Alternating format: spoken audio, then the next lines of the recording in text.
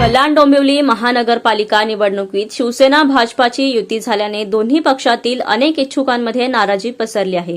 कित्येक जणांना उमेदवारी अर्ज दाखल न करता आल्याने व्यथित असून याचाच परिणाम म्हणून अनेकांनी आपल्या पदाचा राजीनामा दिला आहे, तर अनेकांनी दुसऱ्या पक्षातून अथवा अपक्ष उमेदवारी अर्ज दाखल केला आहे। अशातच कल्याण पश्चिममधील विभाग प्रमुख अनंता पगार हे देखील इच्छुक होते, मात्र पक्षाने उमेदवारी न दिल्याने अखेर नाराज पगार यांनी आपल्या विभाग प्रमुख पदाचा राजीनामा शिवसेना मुख्य नेते तथा उपमुख्यमंत्री एकनाथ शिंदे यांच्याकडे दिला आहे।